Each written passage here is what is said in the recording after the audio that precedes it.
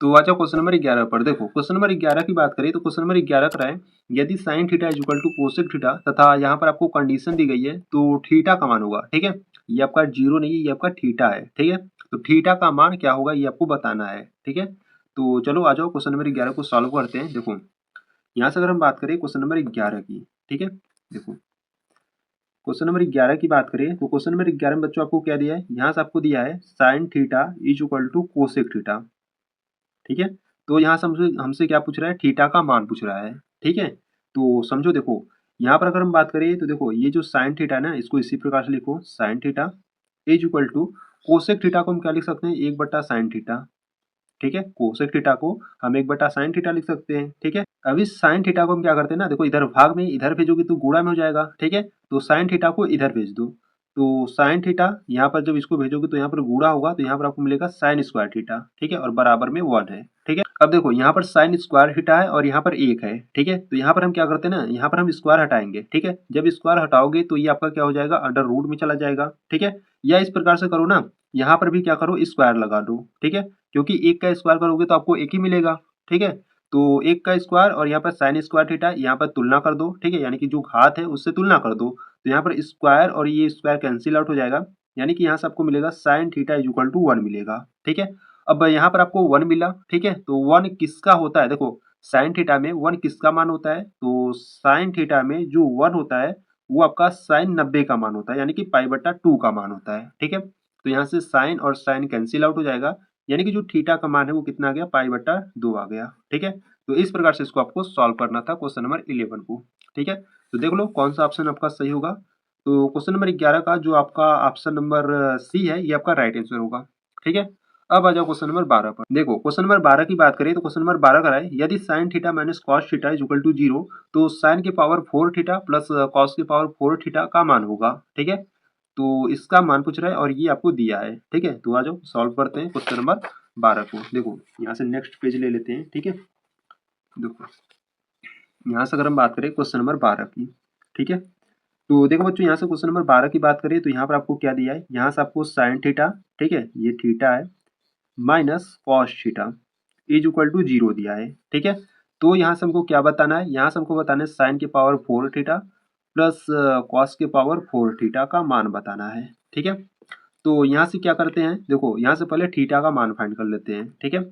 तो इस minus cos जो थीटा है ना इसको उधर भेज देते हैं, तो यहाँ से आपको मिलेगा साइन थीटा, जब इसको उधर भेजोगे तो ये आपका प्लस का कॉस थीटा हो जाएगा, ठीक है। इसमें एक का गुणा करोगे तो आपका कोई फर्क नहीं होगा, क्योंकि जब कॉस थीटा का एक में गुणा करोगे तो आपको कॉस थीटा मिलेगा, ठीक है। तो इस कॉस थीटा को क्या करते हैं ना, इसके बट्टे मिलाते हैं, क्योंकि इधर गुणा में इधर आएगा तो बट्टे में हो जाएगा, ठीक है। तो यहाँ से आपको मिलेगा साइन थीटा, कॉस थीटा को इधर लाओगे तो बट्टे में आ जाएगा, ठीक है। और इधर आपका क्या बचेगा, 1 बचेगा, ठीक है। साइन बट्टे कॉस क्या होता है आपका, tan होता है, ठीक है। और इधर 1 है, ठीक है। तो tan theta is equal to 1 आ गया, ठीक है। अब tan में 1 किसका मान होता है, तो tan में अगर हम बात करें तो देखो tan theta is equal to tan 45 अंश का मान, ठीक है। tan 45 अंश का मान कितना, 1 होता है, ठीक है। तो यहाँ पे tan कैंसिल आउट हो जाएगा, तो यहाँ पे जो थीटा का मान है वो कितना आ गया, 45 आ गया, ठीक है। अब ये जो थीटा का मान 45 है ना, इसको क्या करेंगे, इसमें पुट अप कर देंगे, ठीक है। तो देखो यहाँ से अगर हम बात करें तो यहाँ पर आपको क्या दिया है, यहाँ से आपको साइन, ठीक है, यहाँ पे देखो थीटा का मान रखेंगे 45 और यहाँ पर हम लगाएंगे पावर में 4, ठीक है, प्लस यहाँ पर आपको कॉस दिया है, थीटा के स्थान पर हम रखेंगे 45, ठीक है, और सबके पावर हो जाएगा 4, ठीक है। तो यहाँ पे देखो साइन 45 अंश का मान कितना होता है, 1/2 होता है, ठीक है, और पावर भी कितना है, 4 है, प्लस कॉस 45 अंश का भी जो मान होता है वो 1/√2 होता है और पावर पे 4। अब इसको सॉल्व करो तो 1/2 जो है ना उसका 4 बार आपको गुणा करना है, ठीक है। जब 4 बार गुणा करोगे तो आपको 1/2 मिलेगा, सॉरी 1/4 मिलेगा, ठीक है, क्योंकि 4 बार गुणा करना है, प्लस 1 इसका भी वही करो तो कितना मिलेगा, 1/4 मिलेगा, ठीक है।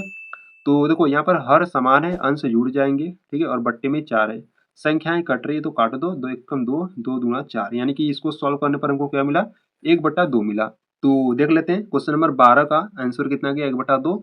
तो क्वेश्चन नंबर 12 का कौन सा ऑप्शन से होगा, ऑप्शन नंबर बी आपका राइट आंसर होगा, ठीक है। अब आ जाओ क्वेश्चन नंबर 13 पर। देखो क्वेश्चन नंबर 13 की बात करें तो क्वेश्चन नंबर 13 का है, एक बिंदु Q से एक वृत्त पर स्पर्श रेखा की लंबाई 24 सेंटीमीटर है तथा Q की वृत्त के केंद्र से दूरी 25 सेंटीमीटर है, तो वृत्त की त्रिज्या होगी, ठीक है, इंपॉर्टेंट क्वेश्चन है, ठीक है, काफी बार पूछा गया है। तो आ जाओ क्वेश्चन नंबर 13 को सॉल्व करते हैं। देखो यहाँ से अगर हम बात करें क्वेश्चन नंबर 13 की, ठीक है, तो पहले यहाँ पर हम क्या करते हैं, एक वृत्त बना लेते हैं, ठीक है, इस प्रकार से। ये आपका क्या है, वृत्त है, ठीक है, और यहाँ पर आपका कोई केंद्र O है, ठीक है, और यहाँ से देखो, यहाँ से बच्चों आपको बिंदु Q से एक रेखा खींचा था, ठीक है, यानी कि यहाँ से अगर हम बात करें, देखो क्या कर रहा था, एक बिंदु Q से एक वृत्त पर स्पर्श रेखा खींचा जाता है, ठीक है। मान लो यहाँ से एक स्पर्श रेखा इस प्रकार से खींचा जाता है, ठीक है, इस प्रकार से खींचा जाता है। तो यहाँ से अगर हम बात करें तो इसकी जो लंबाई थी वो कितना था, 24 सेंटीमीटर था, ठीक है, और इसकी हमकी त्रिज्या को फाइंड करना था, इसकी हमकी त्रिज्या को फाइंड करना था, और इसको क्या करते हैं, इस प्रकार से मिला देते हैं, ठीक है। तो इसको इस ये जो त्रिज्या है ना, देखो इसको भी नाम देते हैं पी दे देते हैं उसका नाम, ठीक है। तो इसके त्रिज्या को हमको फाइंड करना है, और यहाँ पर जो था, ठीक है, यहाँ से कह रहा था कि क्यू की वृत्त के केंद्र से दूरी 25 सेंटीमीटर है, ठीक है, यानी कि क्यू से वृत्त के केंद्र की जो दूरी है वो कितना है, 25 सेंटीमीटर है, ठीक है। तो बच्चों ये हमको त्रिज्या को फाइंड करना है, ठीक है, और आप जानते हो कि स्पर्श रेखा और त्रिज्या के बीच का जो कोण होता है वो हमेशा कितने का अंश का होता है, 90 अंश का होता है, ठीक है। तो यहाँ से क्या करते हैं ना, यहाँ पर हम पाइथागोरस प्रमेय लगा देते हैं, ठीक है। जब यहाँ पर आप पाइथागोरस प्रमेय लगाओगे तो आपको क्या मिलेगा, देखो यहाँ से अगर हम बात करें त्रिभुज पी ओ क्यू ले लेता हूँ, ठीक है, त्रिभुज पी ओ क्यू में, ठीक है। तो यहाँ से देखो पी ओ क्यू में बात करें तो पाइथागोरस प्रमेय लगा दो, ठीक है, पाइथागोरस प्रमेय से। पाइथागोरस प्रमेय क्या होता है, पाइथागोरस प्रमेय होता है कर्ण का स्क्वायर इज इक्वल टू लंब का स्क्वायर प्लस आधार का स्क्वायर, ठीक है, ये आपका पाइथागोरस प्रमेय होता है। तो देखो बच्चों यहाँ से अगर हम बात करें कर्ण की, ठीक है, तो 90 अंश के सामने वाला जो भुजा होता है वो हमेशा आपका कर्ण होता है, ठीक है, यानी कि देखो ये जो 90 अंश है, ठीक है, इसके सामने वाला जो भुजा होगा वो आपका कर्ण होगा, ठीक है, तो ये आपका क्या होगा, कर्ण होगा, ठीक है। अगर हम इसको थीटा माने, ठीक है, अगर हम इसको थीटा माने तो थीटा के सामने वाला भुजा क्या होगा, लंब होगा, यानी कि ये जो है ना ये आपका लंब होगा, ठीक है, और जो बचेगा वो आपका क्या होगा, आधार होगा, ठीक है। तो इस प्रकार से हम कर्ण, लंब और आधार को फाइंड करते हैं, ठीक है। तो यहाँ से हम क्या, अगर हम बात करें, देखो कर्ण क्या है, कर्ण आपका ओ क्यू है, ठीक है, क्यू ओ कहो या ओ क्यू कहो एक ही बात है, ठीक है। स्क्वायर इज इक्वल टू लंब की बात करें तो लंब आपका ओपी है स्क्वायर, प्लस आधार की बात करें तो आधार आपका क्या है, क्यूपी है, ठीक है, स्क्वायर लगा दूं। अब इसको सॉल्व करो, देखो ओ क्यू का जो मान है वो कितना है, 25 सेंटीमीटर है, ठीक है, और इधर अगर हम बात करें ओपी की तो ओपी का जो मान इसको हमको फाइंड करना है, ठीक है, ये आपका त्रिज्या है तो इसको हम आर मान लेते हैं, ठीक है, तो यहाँ पर हम आर लिख देते हैं और इसका स्क्वायर लिख देते हैं, ठीक है, प्लस क्यूपी की बात करें तो ये आपको 24 दिया है। अब इसको सॉल्व करो, देखो 25 का जो स्क्वायर होता है वो आपका कितना होता है, 625 होता है, इज इक्वल टू में इधर आपका आर स्क्वायर है, प्लस 24 की बात करें तो 24 का स्क्वायर कितना होता है, 576 होता है, ठीक है। 576 को इधर भेज दो तो यहाँ पर हो जाएगा आपका 625 minus 576 is equal to R square बचेगा, ठीक है। अब 625 में से 576 घटा दो, कितना आ जाएगा आपका, 49 आ जाएगा, इज इक्वल टू में क्या है, आर स्क्वायर, ठीक है। देखो यहाँ पर अब यहाँ से जब आप स्क्वायर हटाओगे तो ये जो संख्या है ये आपका अंडर रूट में चला जाएगा, ठीक है। जब अंडर रूट से बाहर निकालोगे, देखो 49 का जो वर्गमूल होता है वो 7 होता है, ठीक है, तो जो आर है वो कितना आ गया, 7 सेंटीमीटर आ गया, ठीक है, यानी कि ये जो त्रिज्या था ये कितना आ गया, 7 सेंटीमीटर आ गया, ठीक है। और क्वेश्चन नंबर 13 में आपसे क्या पूछा था, त्रिज्या ही पूछा था, ठीक है। तो देख लो कौन सा ऑप्शन सही होगा, क्वेश्चन नंबर 13 का जो ऑप्शन नंबर ए है ये आपका 7 सेंटीमीटर, ये आपका ऑप्शन नंबर ए आपका राइट आंसर होगा, ठीक है। तो बच्चों यहाँ पर आपका क्वेश्चन नंबर 13 कंप्लीट हुआ, ठीक है, इस प्रकार से आप सॉल्व कर सकते हो क्वेश्चन नंबर 13 को, ठीक है। अब आ जाओ क्वेश्चन नंबर 14 पर, देखो यहाँ से अगर हम बात करें क्वेश्चन नंबर 14 की, ठीक है, तो क्वेश्चन नंबर देखो 14 यहाँ से क्या करा है, क्वेश्चन नंबर 14 करा है, यदि एक बिंदु P से O केंद्र वाले किसी वृत्त पर PB स्पर्श रेखाएं परस्पर 80 अंश के कोण पर झुकी हो तो कोण POA का मान होगा, ठीक है, यानी कि यहाँ से हमको कोण POA का मान पूछ रहा है, ठीक है। तो आ जाओ सॉल्व करते हैं क्वेश्चन नंबर 14 को।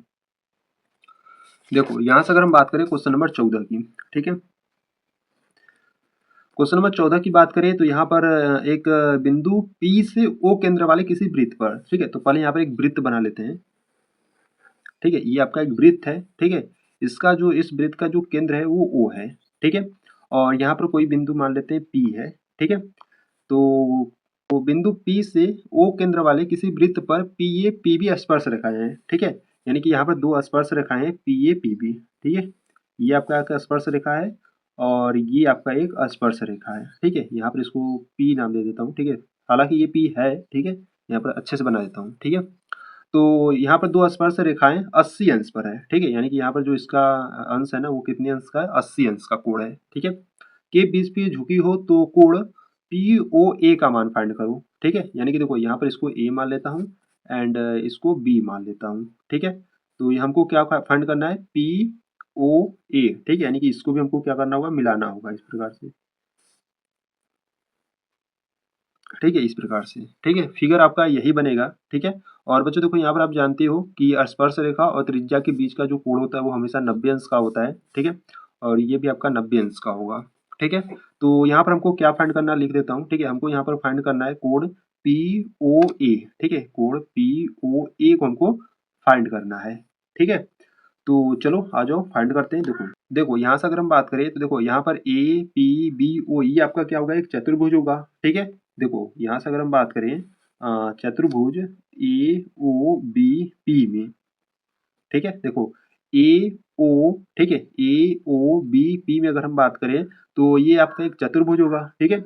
और चतुर्भुज के चारों कोणों का जो योग होता है वो कितना होता है, 360 होता है, ठीक है। तो यहाँ से आपका कोण A प्लस कोण B प्लस देखो कोण A या कोण B, ठीक है, प्लस कोण O प्लस कोण P, चार कोण है, ठीक है। चारों कोणों का योग कितना होगा, 360 होगा, ठीक है। और यहाँ से अगर हम बात करें तो कोण A और कोण जो B है ना ये आपका 90 अंश का होगा, क्योंकि स्पर्श रेखा और त्रिज्या के बीच का जो कोण होता है वो 90 अंश का होता है, ठीक है। ये दोनों का मान मिल गया और यहाँ पे जो कोण P है ना वो आपको कितना दिया है, 80 अंश दिया है, ठीक है। तो यहाँ से हम कोण O को फाइंड कर लेंगे, ठीक है। तो यहाँ से अगर अगर हम बात करें तो देखो कोण A का मान कितना है, 90 अंश है, प्लस कोण B का मान कितना है, 90 अंश है, प्लस कोण O हमको क्या करना है, फाइंड करना है, प्लस कोण P की बात करें तो ये कितना है आपका 80 अंश है, इज इक्वल टू 360, ठीक है। तो 90 90 180, ठीक है। और 180 में 80 जोड़ दो कितना हो जाएगा, 260 हो जाएगा, ठीक है। यानी कि कोण O plus 260 is equal to कितना है आपका 360 है। तो कोण O इज इक्वल टू 360, ठीक है, माइनस उधर भेजोगे तो माइनस हो जाएगा। तो कोण O इज इक्वल टू 360 में से 260 जाएगा तो कितना बचेगा, 100 बचेगा, ठीक है। तो ये जो पूरा आएगा ना ये आपका पूरा कोण AO आएगा, ठीक है, ये पूरा आ जाएगा, ठीक है। परंतु यहाँ पर अगर हम बात करें तो यहाँ पर आपसे पूछ रहा है कोण POA पूछ रहा है, ठीक है। कोण POA यानी कि ये आधा पूछ रहा है हमसे, ठीक है, ये वाला पूछ रहा है या ये आधा, ठीक है।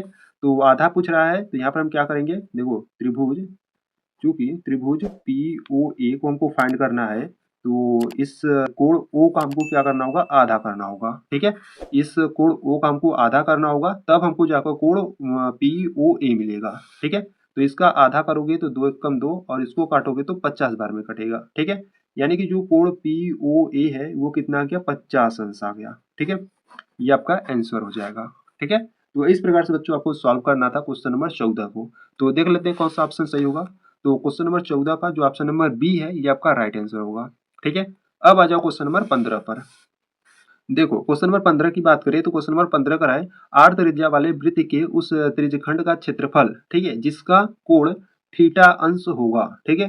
यानी कि जिसका कोण आपको थीटा दिया गया है और त्रिज्यखंड का क्षेत्रफल क्या होता है उसको आपको बताना है, ठीक है। यहाँ पर आपको 4 ऑप्शन दिए गए हैं। तो अगर हम बात करें त्रिज्यखंड का जो क्षेत्रफल होता है वो क्या होता है, थीटा बटे, ठीक है। देखो त्रिज्यखंड का जो क्षेत्रफल होता है वो क्या होता है, थीटा बटे 360। देखो यहाँ से अगर हम बात करें त्रिज्यखंड का क्षेत्रफल होता है आपका थीटा बटे 360 होता है और इंटू में आपका पाई आर स्क्वायर होता है, ये आपका क्या होता है, त्रिज्यखंड का क्षेत्रफल होता है, ठीक है। तो यहाँ से अगर हम बात करें देखो यहाँ पर आपको थीटा बटे 180 दिया है, ये तो होगा नहीं, ठीक है। और यहाँ से आपको ऑप्शन नंबर जो बी है वो थीटा बटे 720 इंटू 2 पाई आर स्क्वायर दिया है, ठीक है। तो ये वाला हो जाएगा। देखो यहाँ पर आपको क्या दिया है, यहाँ पर आपको दिया है थीटा बटे 720, ठीक है, और इंटू में 2 पाई आर स्क्वायर दिया है, ठीक है। तो यहाँ पे देखो दो से काटो, दो से काटोगे तो इसको काटो, दो त्याई 6, एक बचेगा, 2 छक्के 12 और जीरो उतार दो, ठीक है। यानी कि इसका आंसर क्या आ गया, इसका आंसर आ गया थीटा बटे 360 और इंटू में क्या है सॉरी पाई आर स्क्वायर, क्योंकि यहाँ से 2 से हमने काट दिया, ठीक है। तो इसको सॉल्व करने पर ये आ गया और ये आपका सेम है, ठीक है।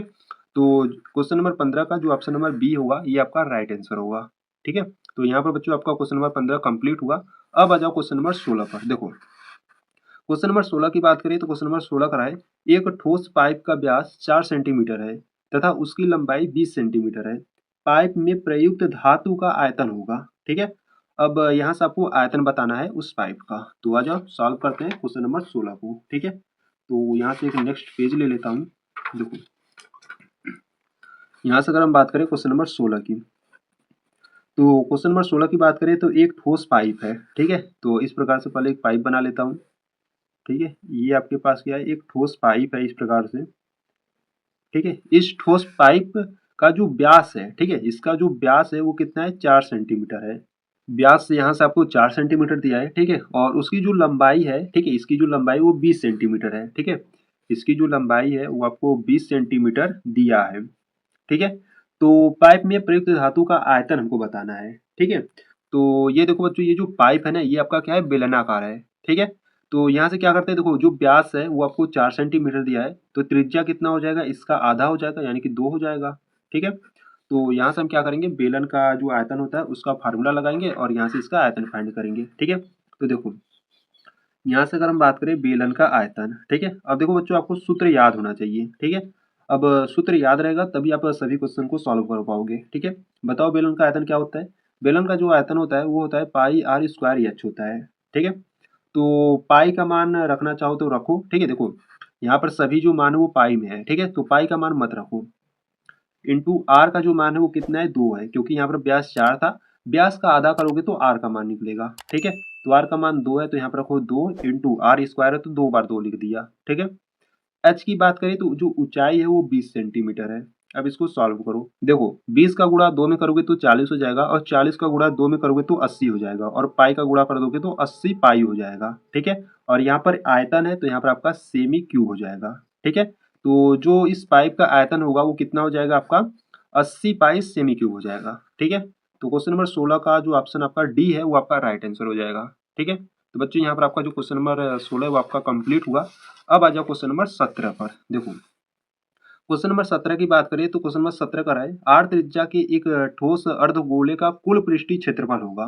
ठीक है, अब एक अर्धगोले का जो कुल पृष्ठीय क्षेत्रफल होता है वो कितना होता है, 3 पाई आर स्क्वायर होता है। ठीक है, ये देखो बच्चों ये आपका फार्मूला ही है। ठीक है, तो ये आपको याद होना चाहिए। अर्धगोले का जो कुल पृष्ठीय क्षेत्रफल होता है वो 3 पाई आर स्क्वायर होता है। ठीक है, तो क्वेश्चन नंबर 17 का जो ऑप्शन नंबर सी है ये आपका राइट आंसर हो जाएगा।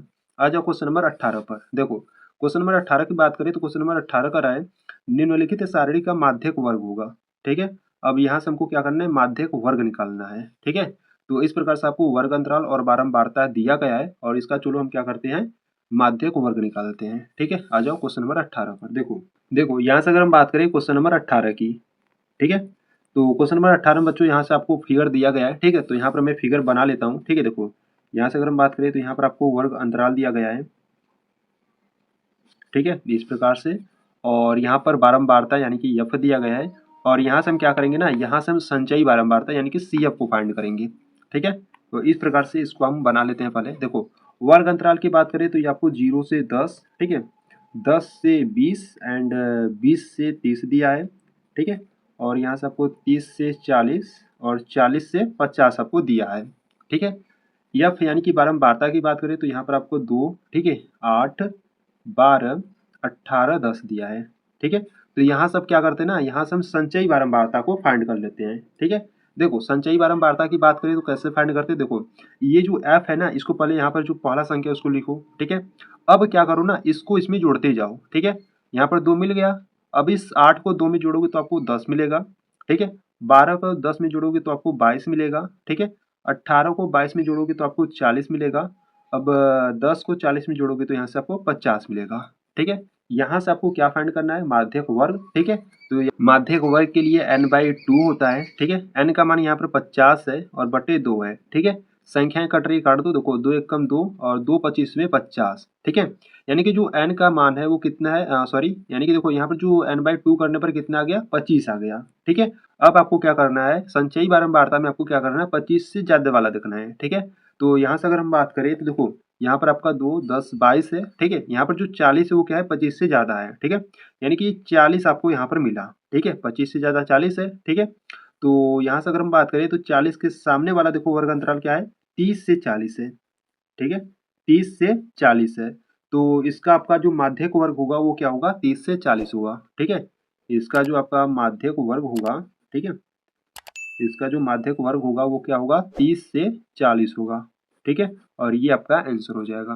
तो क्वेश्चन नंबर 18 को सॉल्व करने पर जो इसका माध्यक वर्ग आया वो 30 से 40 आ गया। तो देख लो कौन सा ऑप्शन सही होगा, 30 से 40, यानी कि जो ऑप्शन नंबर सी है वो आपका राइट आंसर होगा, ठीक है। अब आ जाओ क्वेश्चन नंबर 19 पर। देखो क्वेश्चन नंबर 19 की बात करें तो क्वेश्चन नंबर 19 का है, एक बारंबारता सारणी का माध्य तथा माध्यक क्रमशः 30 तथा 35 है, तो इसका बहुलक होगा, ठीक है। देखो बच्चों, जब भी हम पेपर को सॉल्व कर रहे हैं ऐसे क्वेश्चन एक या दो आ रहे हैं, ठीक है। हर सेट में ऐसा क्वेश्चन आपको एक मिलेगा, ठीक है। आप कोई भी सेट उठा के देख लो, ठीक है। तो क्वेश्चन नंबर जो 19 है बहुत ही इंपॉर्टेंट है, ठीक है। हर सेट में ऐसा क्वेश्चन मिल रहा है, ठीक है। तो यहाँ से हमको क्या फाइंड करना है, बहुलक फाइंड करना है, ठीक है। क्वेश्चन नंबर 19 की बात करें तो देखो बच्चों, माध्य, माध्यक और बहुलक के बीच का एक संबंध होता है, यानी कि सूत्र होता है। अगर आपको वो सूत्र याद रहेगा तो आप इस क्वेश्चन को बहुत ही आसान तरीके से कर लोगे, ठीक है। ऐसे क्वेश्चन बच्चों आपको हर सेट में मिलेगा, ठीक है। इसलिए जो क्वेश्चन नंबर 19 है बहुत ही इंपॉर्टेंट है, ठीक है। आप कोई भी सेट उठा के देख लो, ये क्वेश्चन नंबर 19 वाला है ना, ऐसा क्वेश्चन आपको हर सेट में मिलेगा, ठीक है। तो देखो यहाँ से अगर हम सूत्र की बात करें तो सूत्र होता है आपका बहुलक बराबर, ठीक है, बहुलक बराबर आपका होता है माध्यक, ठीक है, 3 माध्यक माइनस 2 माध्य होता है। इस सूत्र को आपको ध्यान देना है, ठीक है। तो यहाँ पर अगर हम बात करें तो यहाँ से आपसे बहुलक पूछ रहा है, ठीक है। तो यहाँ पर आपका हो जाएगा बहुलक बराबर 3 गुणे माध्यक। देखो यहाँ से क्या दिया है, देखो माध्यक की बात करें, देखो पहले यहाँ पर माध्य दिया है, दूसरे स्थान पर माध्यक दिया है, ठीक है।